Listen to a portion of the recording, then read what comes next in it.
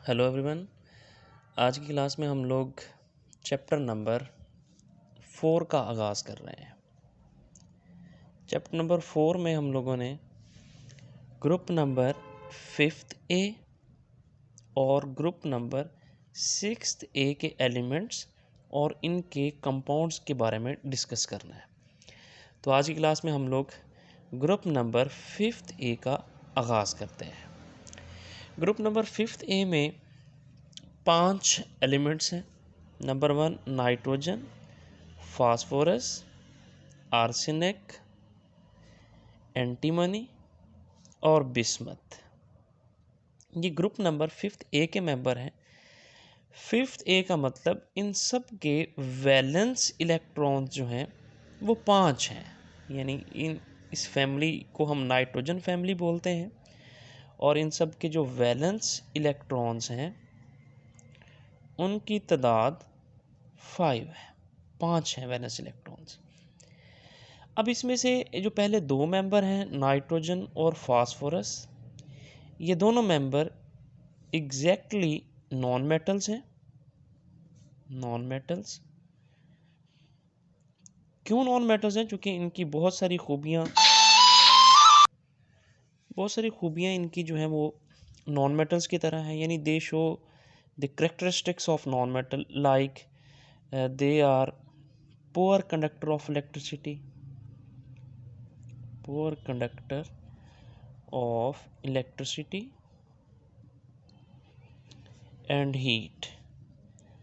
इसी तरह से दोनों के अगर हम ऑक्साइड्स की बात करें तो दोनों के जो ऑक्साइड्स हैं एसिडिक ऑक्साइड हैं, यानी नाइट्रोजन का ऑक्साइड हो या फास्फोरस का ऑक्साइड हो वो अपने करस्पॉन्डिंग एसिड में कन्वर्ट हो जाता है। जैसे नाइट्रोजन का ऑक्साइड जो है वो नाइट्रिक एसिड में कन्वर्ट हो जाता है। फास्फोरस के ऑक्साइड जो हैं जब हम इनको वाटर में ऐड करते हैं तो ये फास्फोरस एसिड या फास्फोरिक एसिड में कन्वर्ट हो जाता है, यानी इनके ऑक्साइड एसिडिक हैं और जिनके ऑक्साइड एसिडिक हों वो नॉन मेटल्स होती हैं। जो इलेक्ट्रिसिटी और हीट की पुअर कंडक्टर हों वो नॉन मेटल्स हैं। तो नाइट्रोजन फास्फोरस के अंदर ये दोनों करेक्टरिस्टिक्स पाए जाते हैं, इस वजह से इनको हम लोग नॉन मेटल कंसीडर करते हैं। और इनकी जो बॉन्डिंग होती है वो भी ज़्यादातर कोवलेंटली बॉन्डेड होते हैं। ये कोवलेंट बॉन्डिंग इसके अंदर पाई जाती है। अब बाकी जो दो मेंबर हैं आर्सेनिक और एंटीमनी, ये वाले दोनों मेंबर्स जो हैं ये मेटलॉइड्स हैं, मेटलॉइड्स।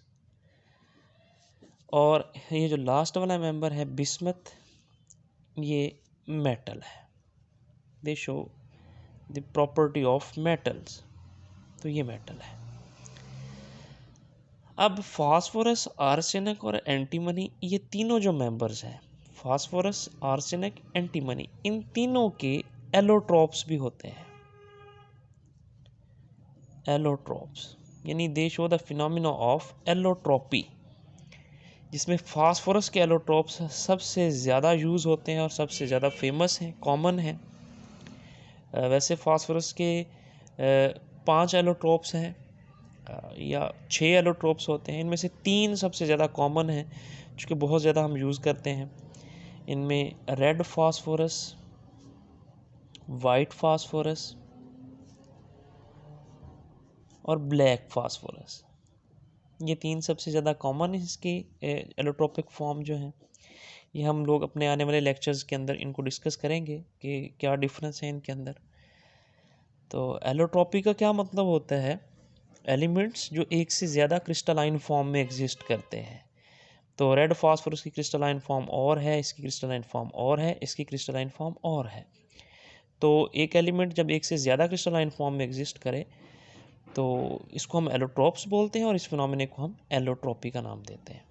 इस तरह से आर्सेनिक और एंटीमनी के भी एलोट्रोप्स होते हैं। बिस्मथ का कोई एलोट्रोप नहीं है और नाइट्रोजन का भी कोई एलोट्रोप नहीं है। नाइट्रोजन जो है ये फ्री स्टेट में भी एग्जिस्ट करती है। फास्फोरस, आर्सेनिक, एंटीमनी जो है ये फ्री स्टेट में जो है वो एग्जिस्ट नहीं करते, कंपाउंड्स की फॉर्म में मिलते हैं। नाइट्रोजन जो है वो डायटोमिक फॉर्म में हम लोगों को मिलती है, N2 की फॉर्म में, गैस की फॉर्म में। तो ये इसकी नेचुरली अक्रेंस जो है वो गैशियस फॉर्म में है, फ्री स्टेट में है नाइट्रोजन। और इसके साथ नाइट्रोजन हम लोगों को कंबाइंड फॉर्म में भी मिलती है, यानी इसके बहुत सारे कंपाउंड्स भी हम लोगों को मिलते हैं। तो ये कंबाइंड फॉर्म में भी है और फ्री स्टेट में भी है। लेकिन जो बाकी मेंबर्स हैं फास्फोरस, आर्सेनिक, एंटीमनी और बिस्मथ, ये हमेशा हम लोगों को कंबाइंड फॉर्म में मिलते हैं, फ्री फॉर्म में नहीं मिलते। तो अभी हम ये कंक्लूजन निकाल सकते हैं यहाँ पे कि जब हम टॉप टू बॉटम मूव कर रहे हैं तो मेटेलिक करैक्टर जो है वो इंक्रीज़ हो रहा है, क्योंकि ये नॉन मेटल हैं, फिर ये मेटलॉइड हैं और फिर ये मेटल है। यानी हम ये मेंशन कर सकते हैं कि when we move from top to bottom in a group of 5th A, then metallic character जो है वो इंक्रीज़ होता है, मेटेलिक करैक्टर इंक्रीज़। इसी तरह से अगर हम लोग इलेक्ट्रोनेगेटिविटी की बात करें तो top to bottom electronegativity decrease होती है। ये सबसे ज़्यादा इलेक्ट्रोनेगेटिव एलिमेंट है इस पीरियोडिक टेबल के ग्रुप नंबर 5th A का जो पहला मेंबर है नाइट्रोजन, मोस्ट इलेक्ट्रोनेगेटिव। इसकी इलेक्ट्रोनेगेटिविटी कम है, इसकी उससे कम है, इसकी उससे कम है, इसकी सबसे कम है। तो इलेक्ट्रोनेगेटिविटी जो है वो टॉप टू बॉटम जो है वो डिक्रीज़ होती है। तो हम ये भी कह सकते हैं कि nitrogen have more ability to accept electron, यानी इलेक्ट्रॉन को खींचने की, एक्सेप्ट करने की सलाहियत नाइट्रोजन में ज़्यादा है, चूँकि इसकी इलेक्ट्रोनेगेटिविटी ज़्यादा है।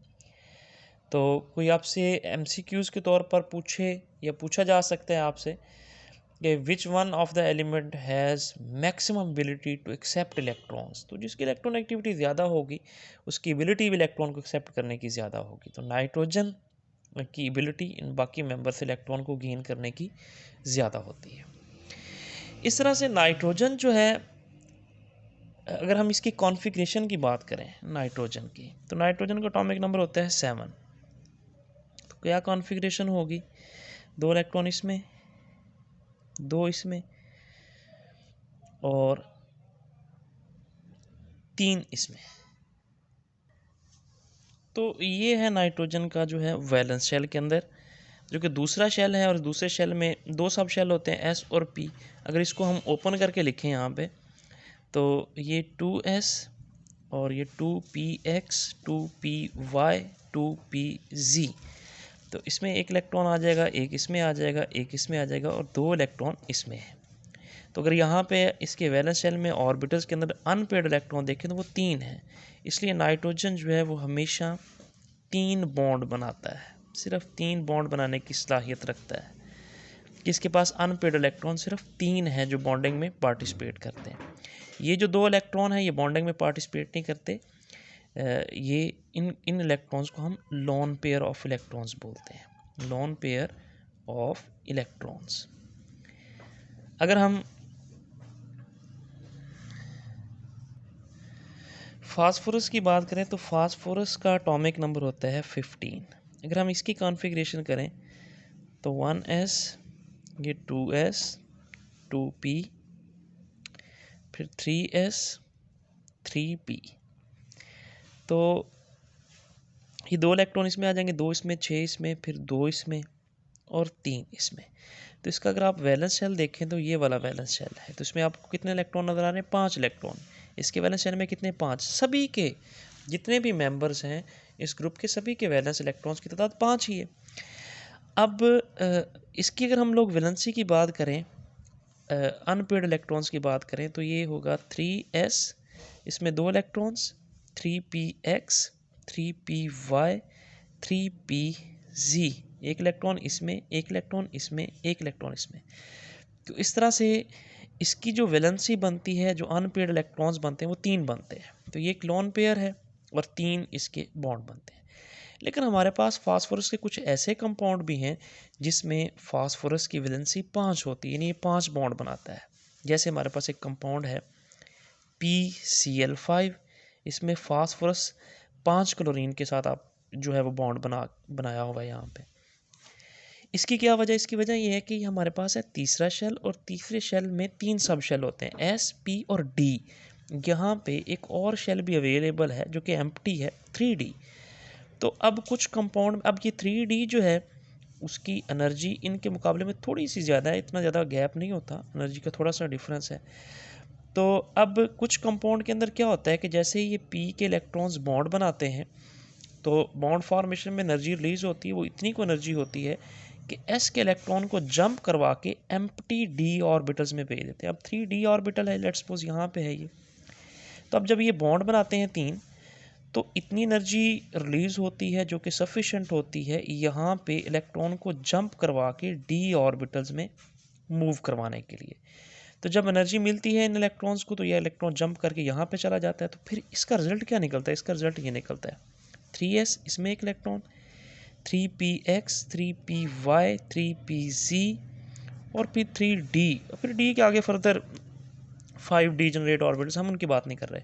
तो ये एक इलेक्ट्रॉन, ये एक इलेक्ट्रॉन, एक इलेक्ट्रॉन, एक इलेक्ट्रॉन जंप करके d ऑर्बिटल में चला गया। तो इस तरह से 5 अनपेयर्ड इलेक्ट्रॉन हो जाते हैं। इस वजह से ये वैलेंसी जो है वो 5 भी शो करता है। फास्फोरस और बाकी जो मेंबर्स हैं, फास्फोरस भी 5 बॉन्ड बनाता है, आर्सेनिक भी बनाता है, एंटीमनी भी है, और बिस्मथ भी 5 बॉन्ड बनाता है, क्योंकि इनके अंदर d ऑर्बिटल्स एम्प्टी जो है वो अवेलेबल होता है। इलेक्ट्रॉन्स s ऑर्बिटल से जंप करके d ऑर्बिटल में चले जाते हैं। इस वजह से ये बॉन्ड 5 बनाते हैं। 3 भी बनाते, 3 तो बनाना ही है, चूँकि वैलेंस इलेक्ट्रॉन्स इनके 5 हैं और 3 अनपेयर्ड इलेक्ट्रॉन्स होते हैं, लेकिन 5 भी बनाते हैं। नाइट्रोजन नहीं बनाता, वो हमेशा 3 बॉन्ड ही बनाता है। इस तरह से कंसेप्चुअल क्वेश्चन आपसे पूछा जा सकता है कि PCl5 एग्जिस्ट करता है लेकिन NCl5 जो है वो एग्जिस्ट नहीं करता, तो इसको आप इस तरह से जस्टिफाई कर सकते हैं।